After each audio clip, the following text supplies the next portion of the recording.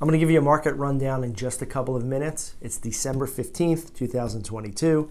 November's numbers just came out, and they look the way we thought they were going to look. Inventory is rising. The number of sales has plummeted. November sales compared to last November sales, down almost 40%. Home prices have edged down a little bit as well. Nothing dramatic, but they've come down, and they'll continue to slide, in my opinion.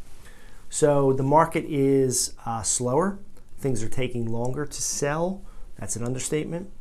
And the number of transactions is the biggest drop and the most dramatic drop we're seeing. We've been feeling that for the last several months. This market in the city is a tale of two halves of the year. First half of the year, good. Interest rates went up, then they went up again, then they went up very aggressively, and the market cooled off tremendously, and that's what we're all feeling right now. Now, it is the beginning of a slowdown. It is a market shift, but it is nothing compared to what we experienced in 07, 08.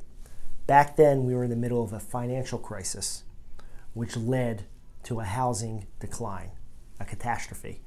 We don't have that right now. We just have a normal cycle, a normal slowdown, and that's what we're seeing. There's still people out there buying. Homes are still selling, but it's taking a lot longer, and the number of homes is what's really changed. The number of homes that are changing hands is down so much. So on top of that, it is the holidays. We're pushing into the holiday season, which is typically a very slow time of the year for us. It feels extra slow because of what's happening in the market. Don't read headlines, and what I'm telling you is specific to this area, Philadelphia, the Philadelphia region. But if you just go into the burbs a little deeper, the burbs market is much healthier, much better. Homes are selling much faster, closer to asking price. There's still a healthy amount of transactions. The shore market is still very good.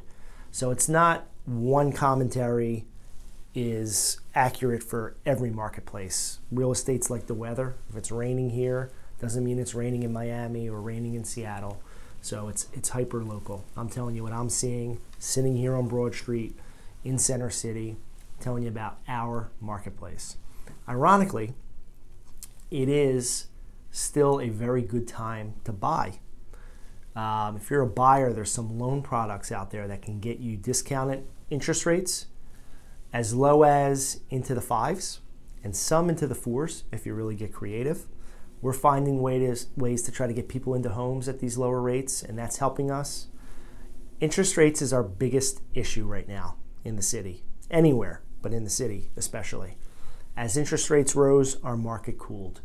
Everything else that we're dealing with, like the perception of crime and not as safe as the burbs and the overall economy and inflation and gas prices, all that stuff, the next 10 things don't add up to inflation, or I'm sorry, to interest rates being the biggest thing. That's the thing we're dealing with.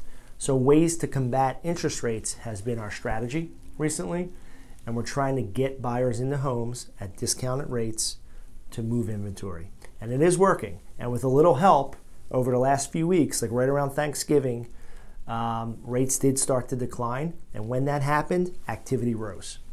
So hopefully with a little luck, we'll get some more declines over the next quarter or two. But who knows? No one has a crystal ball.